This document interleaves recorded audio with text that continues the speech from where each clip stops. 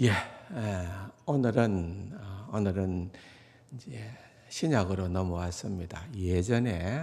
오래전에 예수님의 기도에 대해서 한번 말씀을 드리기는 했습니다만은 또 이 본문은 우리에게 너무나도 익숙한 본문이지만은 그래도 우리가 구약의 기도의 인물들을 쭉 생각을 하면서 정말 기도는 이렇게 하는 기도가 능력 있는 기도로구나. 또 그렇지 않으면은 기도는 우리가 어떻게 기도를 할 때에 하나님께서 제일 기뻐하실까? 결국은 하나님의 약속의 말씀을 붙들고 기도하면은 어떻게 보면은 사실은 하나님은 꼼짝을 못 하시더라. 하나님은 약속에 신실하신 하나님이시기 때문에 그 약속, 하나님이 하신 그 약속의 말씀을 붙들고 기도하면은 꼼짝을 못 하신다. 지난 주일날 우리가 다니엘을 살펴봤지 않습니까? 여러분 한번 성경을 찾아보면 좋겠습니다. 다니엘서 9장에 보면은 2절에 곧 그 통치 원년에 나 다니엘이 책을 통하여 여호와께서 말씀으로 선지자 예레미야에게 알려주신 그 연수를 깨달았나니 곧 예루살렘의 황폐함이 70년 만에 그치리라 하신 것이라. 그러니까 다니엘은 지금 예레미야의 책을 통하여 하나님께서 약속하신 그 약속의 말씀을 깨닫게 되는데, 내가 지금 어린 나이에 이렇게 또 벌모로 잡혀왔지만은, 그러나 사실은 내가 여기에서 성공도 하고 출세도 하고 여기에서 살아가는 내 삶이 그런 명예와 권력을 누리는 그것이 내 삶의 목표가 아니라 결국은 하나님의 백성으로 하나님의 영광을 드러내는 그와 같은 일들을 하는 것이 내 삶의 소원인데, 여기 모든 포로들도 그것이 소원인데 우리 민족을 하나님께서 어떻게 긍휼히 여기실까 늘 기도하는 그 기도 속에 이걸 깨닫게 된 거예요. 예레미야의 책을 통하여 예루살렘의 황폐함이 70년이라고 하는 그 연수가 정해져 있다라는 것을 발견을 합니다. 그래서 우리의 황폐함이 그 다음 내용들을 보면은 하나님께서 공의로운 심판을 하셨다. 거기에 대한 불만은 없는 거예요. 우리가 의로워서가 아니라 우리가 잘못했기 때문에 우리에게 그와 같은 일들이 일어났지만은 하나님은 자비와 긍휼이 풍성하신 하나님이지 않습니까? 쭉 넘어가서 18절을 보면 나의 하나님이여 귀를 기울여 들으시며 눈을 떠서 우리의 황폐한 상황과 주의 이름으로 일컫는 성을 보옵소서. 우리가 주 앞에 간구하옵는 것은 우리의 공의를 의지하여 하는 것이 아니고 주의 큰 긍휼을 의지하여 함이니이다.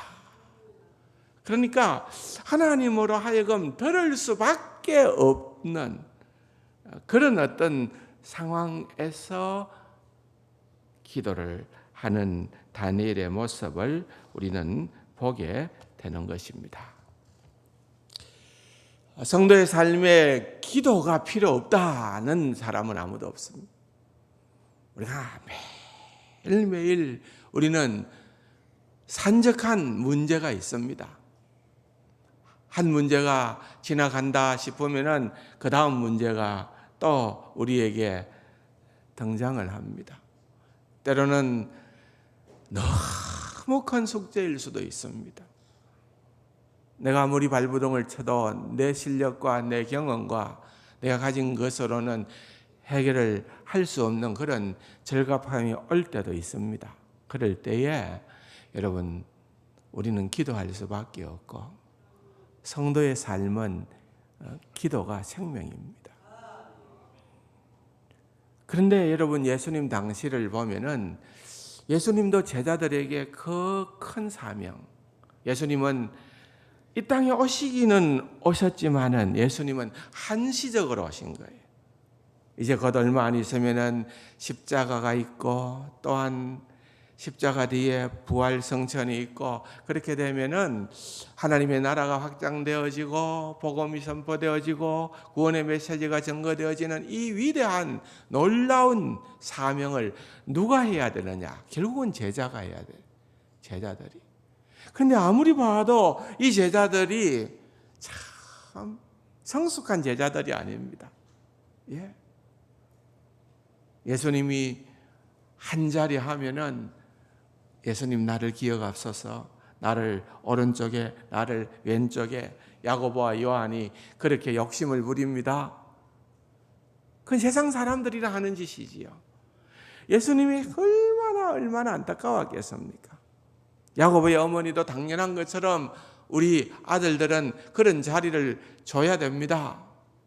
여러분, 다른 제자들이 성경에 표현은 없지만은 속이 부글부글 했을 겁니다. 너그만 했나? 나도 했다. 수제자 베드로는 더더욱 불편했을 수도 있을 겁니다. 그래서 이 제자들이요, 어떻게 보면은 교회 생활을 할 때 절대적으로 필요한 것은 성숙입니다. 한번 따라 할까요? 성숙입니다. 자꾸 뭐가 안 맞다, 내보다 못하다, 네가 잘났다, 내가 못났다, 뭐 서로 이렇게 하다 보면은 여기에는 파열음이 생깁니다. 여러분, 기도의 세계도 마찬가지인 거예요.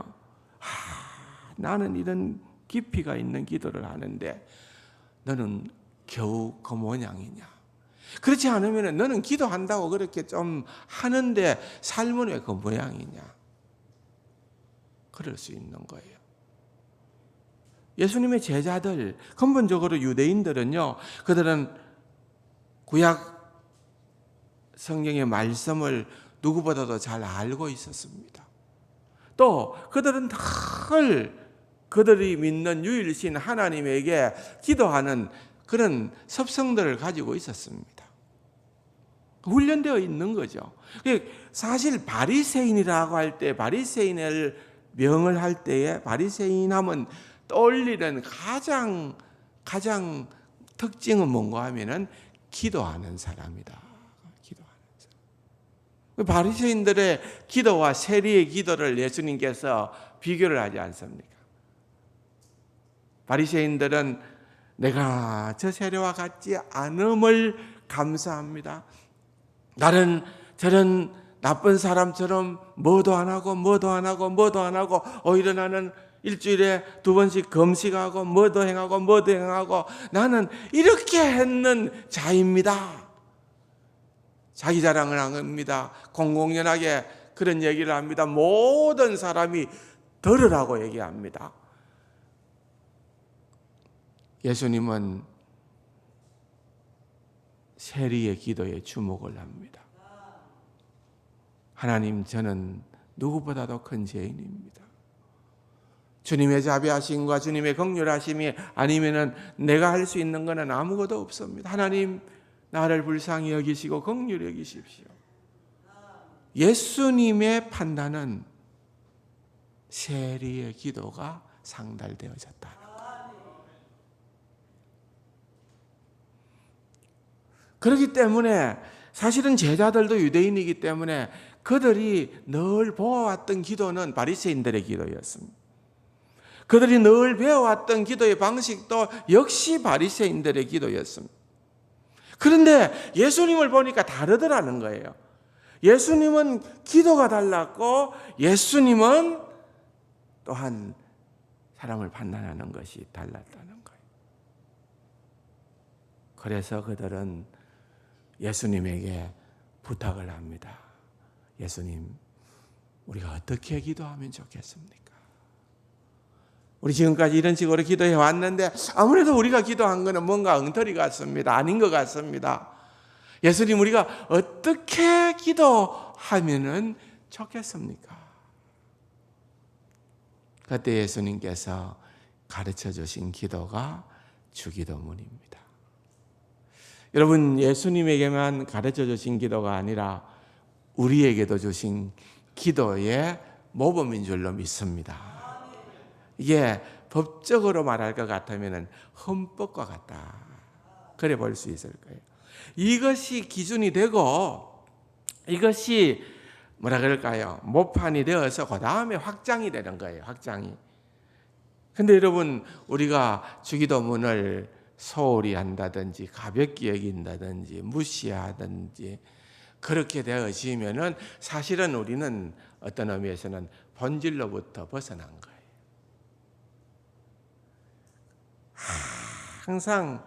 항상 우리는 본질로 돌아가야 돼요.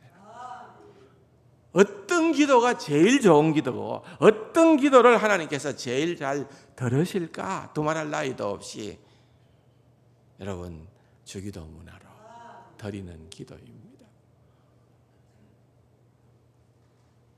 그렇기 때문에 여러분 주기도문을 많이 묵상하시기 바랍니다.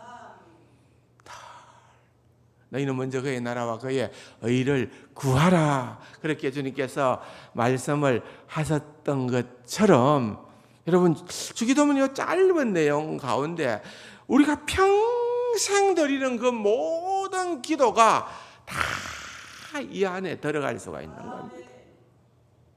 사실 바리새인들의 기도는 중언부언하는 기도요. 말을 많이 해야 뜻없이 아무리 많이 해도 사실은 그건 의미가 없는데 그렇게 많이 해야 들을 줄로 알고 길게 해야 들을 줄로 알고 소리 내서 큰 소리 쳐야 들을 줄로 알지만은 여러분 예수님께서 말씀하시기로 그런 기도는 사실은 참된 기도가 아니다는 거예요. 어떻게 보면은 하나님께 드리는 기도라기보다는 사람에게 보이는 기도가 된다는 거예요. 하늘에 계신 우리 아버지여. 어린아이들이 어릴 때에는 아버지를 어떻게 생각합니까? 능력자라 생각합니다. 내가 필요한 것, 내가 원하는 것, 때를 쓰기나 어떻든지 간에 아버지한테 얘기만 하면 아버지가 다 사실은 해결해 주는 해결사 역할을 하지 않습니까? 그러나 사실은 커서 청년이 되고 성인이 되어지면은 아버지도 역시 한계가 있구나. 내가 생각했던 그것이 좀 꿈에 불과했구나 하는 것을 깨달아 알게 됩니다. 그러나 하늘에 계신 우리 아버지는 그렇지 않습니다. 믿습니까? 그분은 절대 창조주요, 그분은 절대 구원주요, 그분은 우리의 모든 것을 다 공급해 주실 수 있는 공급자가 되시고 우리를 책임져 주시는 그러한 아버지인 줄로 믿습니다. 그래서 우리가 여러분 그냥 하늘에 계신 우리 아버지여 하면은 여러분 어떤 상황 가운데에서 아버지가 누구라는 것을 알게 되면은 평온함이 깃듭니다. 안도감이 깃듭니다. 빌립이 예수님에게 뭐라고 질문을 합니까?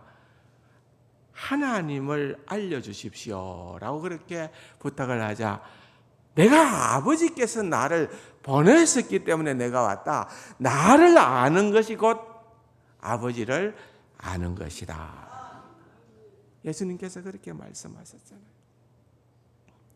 그러므로 우리가 하나님을 알아가면 갈수록 더 믿음이 풍성해질 줄로 믿습니다.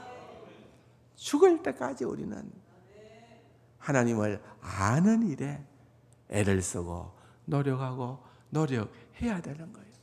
그 아는 만큼 아버지의 그 단어의 그런 부유함과 풍성함이 저는 달라진다고 믿습니다. 예. 여러분 아버지라고 기도할 때에 여러분들의 마음속에 그 많은 어려움과 숙제와 그런 어떤 애절함이 있어도 평안함이 깃듭니까? 예? 깃듭니까? 그 하나님이 우리의 모든 것이 되심을 믿습니까? 이 세상에 그 어떤 것이 다 채워지지 않는다 하더라도 하나님으로 우리는 만족할 수 있는 그러한 자리로 나아가는 것이 성숙한 믿음의 자세이다. 오늘 제가 이 주기도문을 다 설명하기는 못할 것 같아요. 우리가 또 기본적으로 누구나 다 알고 있어요. 하나님의 이름, 또한 하나님의 나라, 하나님의 뜻. 너희는 먼저 그의 나라와 그의 의를 구하라.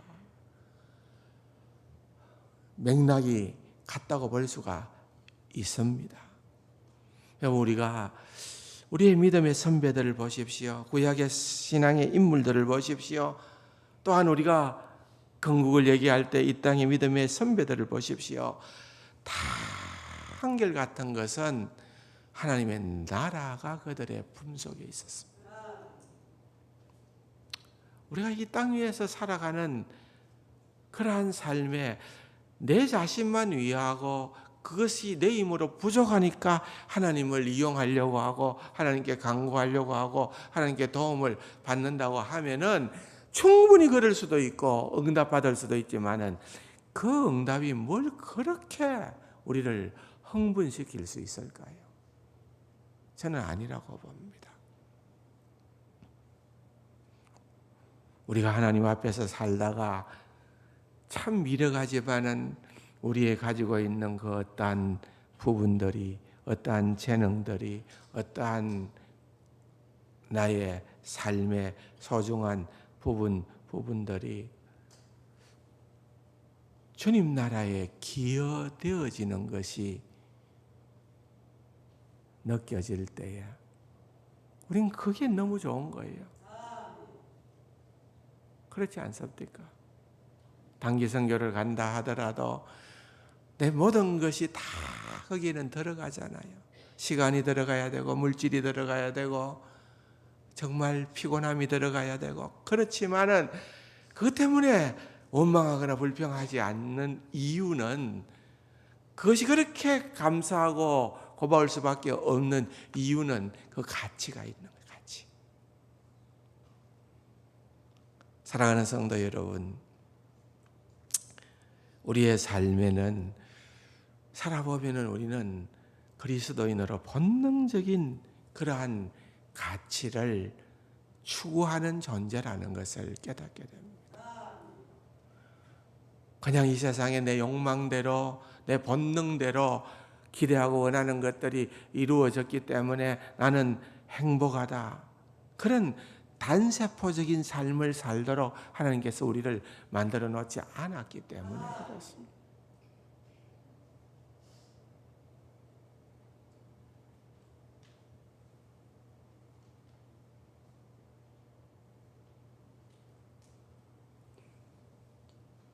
왜 이 조엘 선교사님 네 분이 은퇴하시고 수많은 선택에 좋은 환경들이 있음에도 불구하고 이 낯선 나라 이곳까지 창원까지 와서 그들의 소중한 시간을 그렇게 헌신하기로 결심하고 오셨어요. 우리 이분들한테 어떤 예우도 안 합니다. 사례가 하나도 없습니다. 왜 이럴까요? 이렇게 하는 그 일이 하나님 앞에서 진정 의미 있고 가치 있는 내 인생에 이제 내가 정말 인생을 서서히 이제 노년의 인생을 마무리해 가는 그런 과정 가운데 그 어떤 것보다도 낭비함이 없고 소중한 그러한 일을 할 수 있다는 확신과 결단이 있기 때문에 결심을 하고 오신 거예요. 여러분, 하나님의 나라가 바로 그렇게 이루어지는 거예요. 여러분 생각해 보십시오. 이 제자들이 뭘 할 수 있는 그런 그릇이 되었었습니까? 예? 그런데 여러분 사도행전을 읽어보면 이들이 변모하기 시작합니다. 모였다 하면은 서로 자기 것만 주장하고 다투던 그런 미숙한 이들이 이제는 성령을 받고서 그들의 삶이 달라지기 시작합니다. 여러분, 오직 성령이 너희에게 임하시면 너희가 권능을 받고 예루살렘과 온 유다와 사마리아와 땅끝까지 이르러 내 증인이 되리라. 복음을 위해서 기도하고 복음을 증거하는 그와 같은 일들을 위해서 땅끝까지 하나님께서 그들과 그들의 후손을 사용을 하시겠다는 그러한 하나님의 약속과 명령이 담겨 있는 거예요. 당대의 대제사장들 무리나 여러분 그 당대를 지배하고 있었던 로마의 그러한 권력자들이 들을 때에는 우리가 로마 제국이 우리가 지금 땅끝을 지배하고 있는데 다스리고 있는데 우리의 주권이 미치고 있는데 저런 갈릴리 어부들이 저런 누구도 주목하지 않는 그러한 허약한 인물들이 뭘 한다고? 세계를 뒤흔든다고? 세계를 변혁시킨다고? 그러나 여러분 이들이 성령 받고 나니까 삶이 바뀌었습니다. 그렇게 다투던 삶이 여러분 베드로와 요한이 성전에 올라갈 때에 성전 미문에 있던 안전뱅이 사건에 대한 기록이요. 베드로와 요한이 성전에 올라갈 때 그 표현이 예사로운 표현이 아니라는 게 느껴지는 거예요. 왜? 전에는 그들은 모이면 다투었어요. 근데 이제는 성령 받고 나니까 그들이 그렇게 하나가 되는 거예요. 하나가 되는 거예요. 예수님의 가장 위대한 기도라고 하는 요한복음 17장에도 보면은 하나님의 영광을 위해서 우리가 살아가지만 결국은 주 안에서 하나님과 예수님이 표현하기로 내가 하나가 된 것처럼 저들도 하나가 되게 해 주옵소서. 여러분 이건 굉장한 변화인 거예요. 사랑하는 성도 여러분, 그렇기 때문에 여러분 우리의 삶의 관점과 가치관은 바뀌어져야 되는 거예요. 먼저 하나님의 나라와 그 의를 구하는 그러한 자리로 나아가야 되는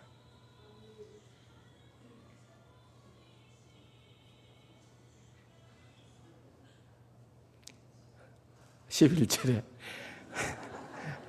보니까 뭐 그럴 수도 있습니다. 뭐 저도 뭐 어떤데 그렇기도 하고 저렇기도 한데 여담입니다만 우리 후배 목사님 이제 원래 은퇴하는 목사님이 한 분이 있는데 매군목하는 후배인데 외국에 생활을 하다가 이제 들어와서 선보는 설교를 했어요. 대구의 한 교회에 선보는 설교를 하러 갔는데 전화기를 이거를 무음으로 안 해놓은 거예요. 그러니까 설교하는데 이렇게 울린 거예요. 그 교회에 잘렸습니다. 하나님의 뜻은 다른 교회로 보내시기였는지 그러니까 뭐 합력해서 선을 이룹니다. 그래도 가능하면은 좀 무음으로 하든지 진동으로 해주십시오. 어디까지 했는지 모르겠네요. 네. 11절 보면은요, 오늘 우리에게 일용할 양식을 주옵시고. 여러분, 사실 뭐 우리가 지금 먹는 문제 가지고는 그렇게 고민을 안 하는 모두가는 아니겠지만 일반적으로 우리가 그만큼 잘 살기는 되었습니다만은 그러나 이 표현은 굉장히 중요한 표현입니다.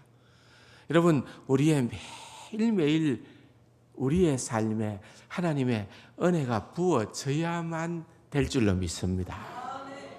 틀림없습니다. 우리가 무슨 일을 만날지 어떤 일을 경험하게 될는지 알 수 없기 때문에요. 그래서 이것도 참 저는 정말 필요한 기도라고 생각을 합니다. 또 12절에 보니까 우리에게 죄 지은 자를 사하여 준 것 같이 우리 죄를 사하여 주옵시고.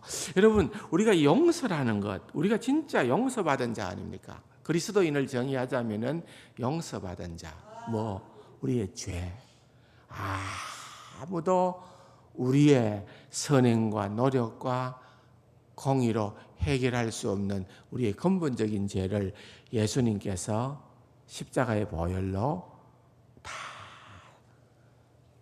우리에게 씻어주신 거예요. 그래서 우리는 큰 용서를 받은 자예요. 믿습니까? 우리가 큰 용서를 받은 자이기 때문에 큰 용서의 경험들이 매일매일 일상을 통하여 여러분 나타나야 됩니다. 여러분 그렇잖아요. 큰 보물을 가진 사람은 너무 자잘한데 그렇게 막 애쓰지 않아요. 그렇잖아요. 밭에서 보화를 발견한 사람이 자기 전 재산을 들여서라도 그를 팔고 그를 자기 소유로 한다면 전 재산 날아갈까 봐 걱정할까요? 왜? 더 큰 보화가 있는데. 그렇잖아요. 우리가 구원받은 하나님의 백성이라는 이 사실이 감격으로 계속 내 삶을 주관하게끔 해야 됩니다. 그래야 이 용서가 돼요. 예.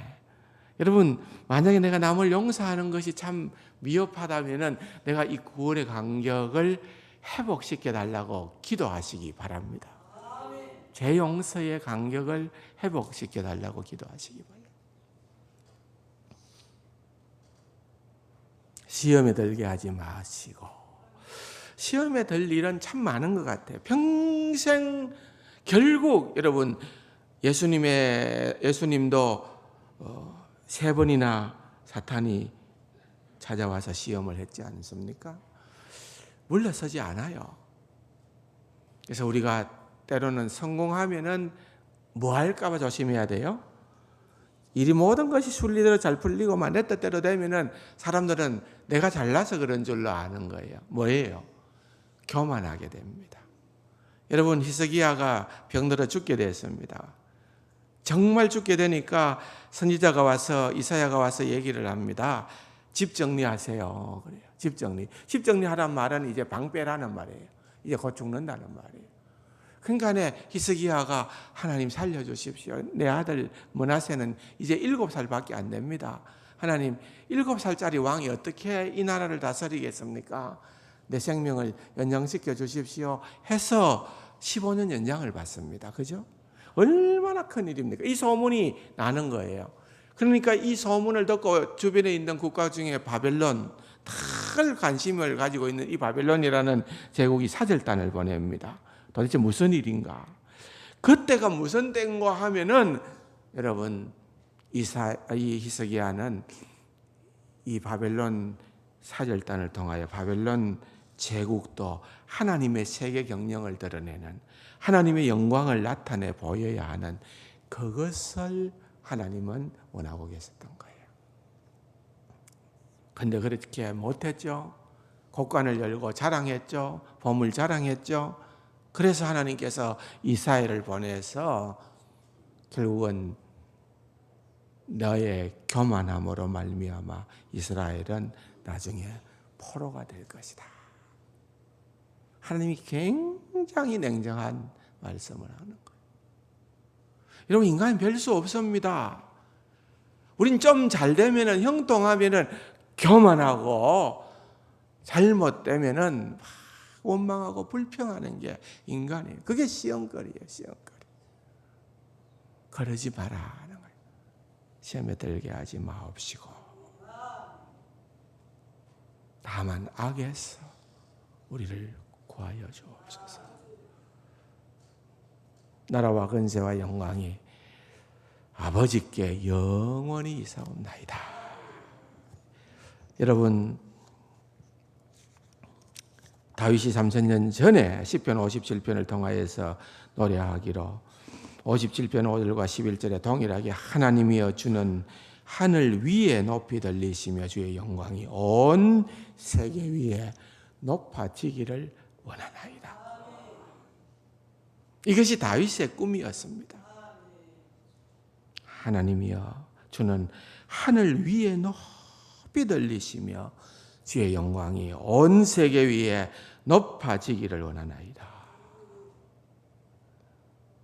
모든 영광을 하나님께 올려드리는 것. 우리가 어떤 위치에 있든지 어떤 삶을 살든지 우리의 사는 목적은 내가 살든지 죽든지 오직 하나님의 영광을 위해서다. 그렇게 기도하고 그 기도는 응답받을 수밖에 없고 그렇게 응답받고 그렇게 하나님께 영광 올려드리는 삶을 살아가는 우리 세간가족들이 되기를 주님의 이름으로 축원합니다. 좋으신 아버지 하나님 감사합니다. 오늘도 주님께서 우리를 위하여 허락하신 주기도문을 통하여 우리의 기도가 어떠해야 됨을 살펴보아 사오니 오직 주의 영광을 드러내는 그러한 삶의 목적을 가지고 기도하며 응답받고 하나님께 영광 돌리는 삶을 살아가는 우리 세간가족들 되게 하여 주옵소서. 존귀하신 예수님의 이름으로 감사기도 드립니다. 아멘.